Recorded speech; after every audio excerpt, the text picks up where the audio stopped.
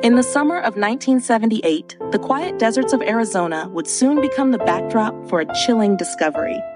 On August 9th, a highway worker stumbled upon the badly decomposed body of 74-year-old Lorimer Grove, lying in the underbrush just off Highway 89, miles away from the nearest town.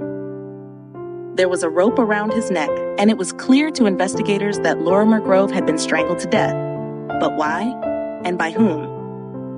Lorimer Grove, a retired man from Bisbee, Arizona, had last been seen 8 days earlier, setting off in his brand-new Cadillac, towing a camper.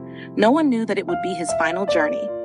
Then, weeks after the grim discovery, a clue appeared, over 2,000 miles away in New York.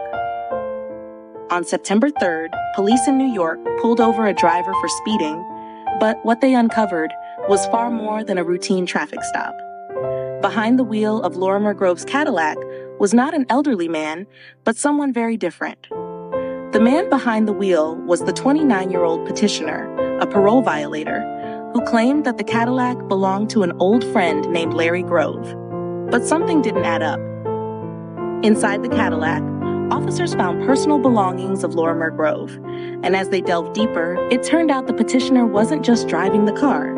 He had been using Grove's credit cards since August 2nd, the day Grove had vanished. By now, suspicion had escalated, and the petitioner was arrested in Salt Lake City for violating parole and possessing the stolen vehicle. The case went to court, and the prosecution presented two main theories: premeditated murder or felony murder committed during a robbery. They argued that whether the petitioner planned the murder or killed Grove during a robbery, the end result was the same: first-degree murder. In the courtroom, the stakes couldn't be higher. The young man on trial was facing serious charges, and the jury had to decide whether he was guilty of murder. The prosecution laid out their case.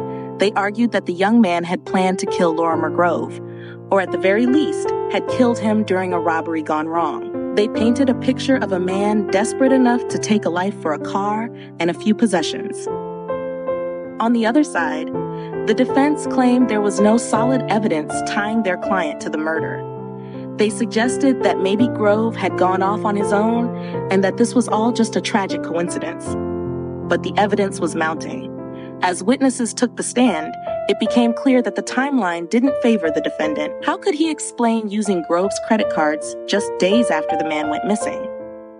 One witness testified that the petitioner had tried to sell some of Grove's personal items. Others described seeing him driving around in the Cadillac. The puzzle pieces were slowly falling into place. Finally, after weeks of testimony and evidence, the jury was ready to make their decision. They had to decide, was this man guilty of taking an innocent life? The moment of truth arrived. The courtroom fell silent as the foreperson spoke.